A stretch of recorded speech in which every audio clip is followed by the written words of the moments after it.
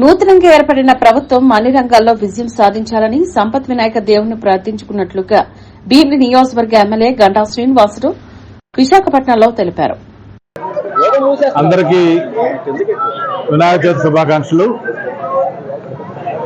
ఈరోజు విఘ్నేశ్వరుడు యొక్క తొలి పూజలు.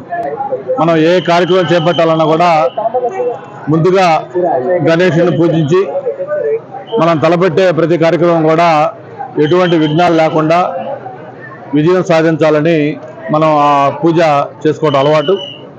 అటువంటి వినాయకుడికి సంబంధించి ఈరోజు దేశవ్యాప్తంగా కూడా ఈ పండుగ అంగరంగ వైభవంగా చేసుకుంటా ఉన్నాం.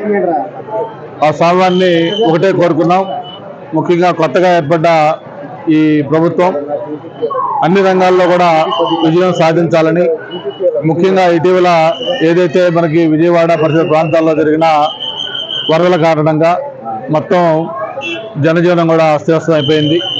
మరి గౌరవ ముఖ్యమంత్రి గత వారం రోజులుగా విజయవాడ సెక్రటేరియట్లోనే ఉండి మొత్తం పరిస్థితులు చక్కదిద్దుతున్న నేపథ్యం కూడా చూస్తూ ఉన్నాం.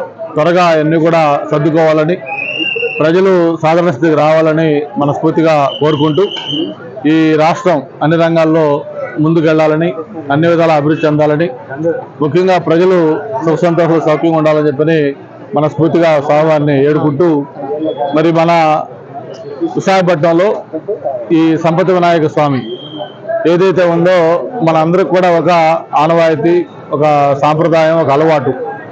ఇక్కడ నుంచి తొలిసారిగా ఏదైనా కార్యక్రమం చేసే ముందు స్వామివారిని పూజ చేసుకెళ్ళడం కూడా మనకి ఆనవాయితీ.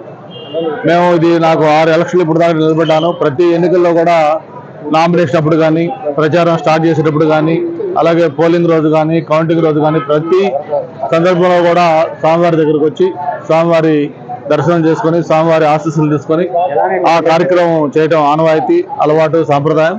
మరి ఇప్పటిదాకా కూడా స్వామివారి ఆశీస్సులతోటి అన్ని వాటిలో కూడా ఘన విజయం సాధించాం. ఆ స్వామి దగ్గరికి ఎల్లవెల్ల కృతజ్ఞతగా ఉంటామని చెప్పి కూడా మరొకసారి తెలియజేసుకుంటూ, మరి ఈ 9 రోజులు కూడా ఈ వినాయక చవితి ఉత్సవాలు బ్రహ్మాండంగా ఒక పండగ వాతావరణంలో జరుగుతూ ఉన్నాయి.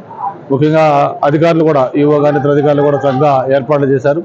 మరి దీనికి సంబంధించి సహకరించిన ప్రతి ఒక్కరికి కూడా పేరు పేరున ధన్యవాదాలు తెలియజేసుకుంటూ, మరొకసారి అందరికి కూడా ఆ వినాయక చవితి శుభాకాంక్షలు. అందరికి కూడా మంచి జరగాలని మనస్ఫూర్తిగా కోరుకుంటా ఉన్నాం.